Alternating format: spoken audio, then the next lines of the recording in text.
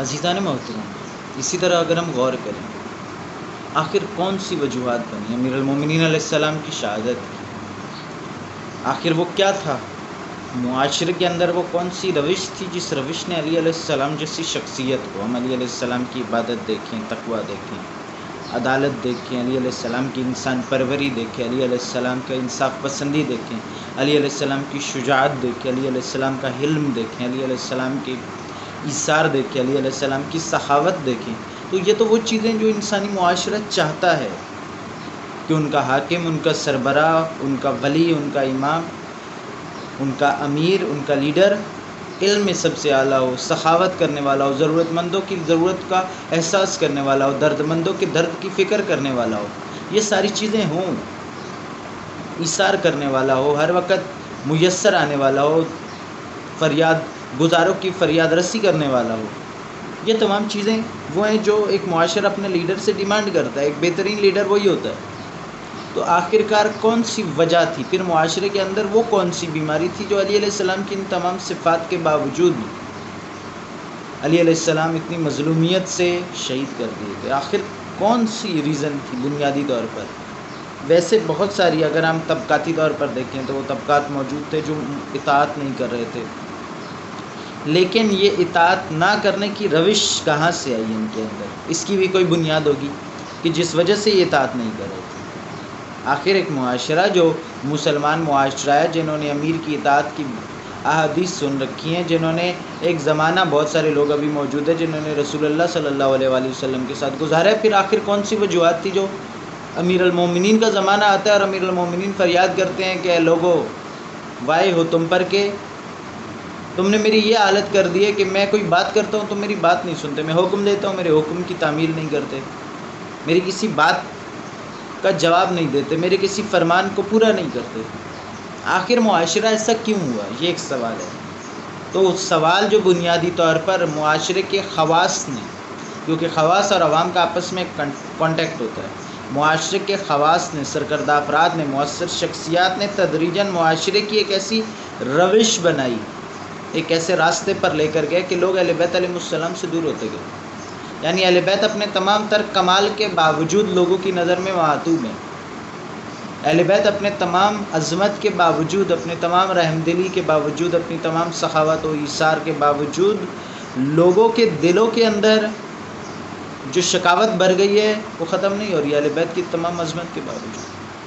یعنی عظمت جانتے ہیں، ایسا نہیں کہ عظمت نہیں جانتے. ایسا کوئی نہیں تھا جو کوفے میں علی علیہ السلام کے فضائل نہ جانتا ہو. عطا خود وہ ملعون، وہ قاتل ابن ملجم مرادی، وہ جانتا ہے علی علیہ السلام کی عظمت کو. جس نے اس کو گھر میں پناہ دی وہ بھی جانتا ہے. جس عورت نے، جس ملعونہ کے اکسانے پر یہ عمل مزید تیزی سے انجام پایا، جیسے ہم نے پہلے عرض کر چکے ہیں، وہ بھی جانتا ہے، وہ بھی جانتی ہے. خود یہ پوری سازش جو پلان کریں یہ سب کے سب جانتے ہیں علی علیہ السلام کی عظمت کو، آپ کے فضائل کو، تمام چیزوں کو. مگر جو چیز وجہ بنی وہ خواص کا بنایا ہوا وہ راستہ جس نے آہستہ آہستہ لوگوں کو اہل بیت علیہ السلام سے دور کر دیا، جو علی علیہ السلام کی شہادت پر رکا نہیں بلکہ آگے بڑھا، امام حسن تک آیا، خود کربلا تک یہ پہنچا. تو اگر ہم اس کو خود اہل بیت علیہ السلام کے کلام سے دیکھنا چاہیں کہ آخر وجہ کیا بنی، تو اصول کافی کے اندر ایک حدیث کو مرحوم کلینی رحمۃ اللہ علیہ نے نقل کیا. آپ فرماتے ہیں کہ ان محمد ابن فضیل ان ابی الحسن علیہ السلام فی قول اللہ تعالی ام یحسدون الناس علی ما آتاہم اللہ من فضلہ قال نحن المحسودون. محمد بن فضیل نے ابو الحسن علیہ السلام سے نقل کیا، یعنی امام کاظم علیہ السلام سے، کہ اللہ تعالیٰ نے قرآن میں جو فرمایا ہے ایک آیت کے اندر کہ یہ لوگ ان لوگوں سے حسد کرتے جن کو خدا نے اپنے فضل سے عطا کیا.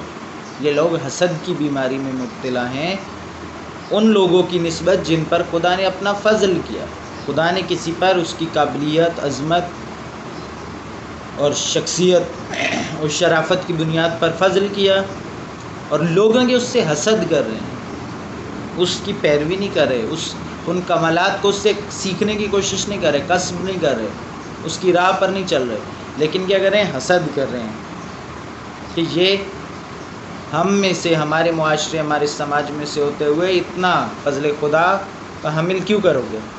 تو یہ جب امام نے آیت تلاوت کی تو محمد ابن فضل کہتے ہیں کہ امام نے فرمایا کہ ہم نحن محسودون، ہم ہیں جن سے حسد کیا گیا، ہم اہل بیت سے حسد کیا گیا۔ بنیادی طور پر حسد وہ ایک چیز، ہمیں احادیث میں اور بہت ساری وجوہات کے ساتھ ساتھ ایک بنیادی چیز ملتی ہے کہ حسد یعنی فلاں کے پاس ہے تو کیوں ہے، میرے پاس نہیں ہے تو اس کے پاس بھی نہ ہو، اس کے پاس بھی نہ رہے، وہ بھی یا وہ بندہ نہ رہے یا اس کے پاس وہ فضیلت نہ رہے، فضیلت زائل ہو نہیں سکتی تو اس بندے سے چھٹکارا حاصل کرو۔ حسد وہ بنیادی چیز ہے عزیزان من، ایک بنیادی سبب جو تمام اہل بیت پر ہونے والے تمام مظالم کی، اہل بیت کی مہجوریت کی، اہل بیت کی تنہائی کی، اہل بیت کی عدم اطاعت کی وجہ بنا، وہ حسد ہے۔ یہ ایک بیماری ہے جو معاشرے میں رہتی ہے اور آج بھی ہمارے معاشرے میں موجود ہے۔ خدا اپنے فضل سے کسی کو علم عطا کرے، خدا اپنے فضل سے کسی کو کرامت عطا کرے، کسی کو شرافت عطا کرے، کسی کے اندر علم و تقوی و عقل و بردباری و بصیرت لے آئے تو دوسرے اس سے حسد میں مبتلا ہو جاتے ہیں شدت سے۔ عطا علماء، فقہا، بزرگان، باشعور لوگ حسد میں مبتلا ہو جاتے ہیں۔ حسد نعمتوں کے زائل ہونے کی وجہ ہے عزیزان من۔ علی علیہ السلام جیسی نعمت اس معاشرے سے چھن گئی، وجہ کیا تھی؟ کہ ان کے خواص نے حسد کیا اور عوام اس حاسدانہ روش کے نتیجے میں اہل بیت علیہ السلام کی عدم اطاعت کی طرف چلے گئے۔ اس لیے اگر آپ نے ابن ملجم مرادی پر لعنت کرنی ہے تو ساتھ حسد پر بھی لعنت کرنی، لعنت یعنی بیزاری، لا تعلقی۔ تبرہ اگر آپ نے کرنا ہے تو حسد سے بھی تبرہ کیجیے، ابن ملجم مرادی لعنت اللہ علیہ کے ساتھ ساتھ حسد سے بھی تبرہ کیجیے، تاکہ کہیں ایسا نہ ہو کہ ہم میں سے کوئی خدا نخواستہ اس حسد میں مبتلا ہو اور غیبت کے اندر نائب امام کی نسبت یا خود زمانہ ظہور پائے اور امام معصوم کی نسبت اس بری آفت میں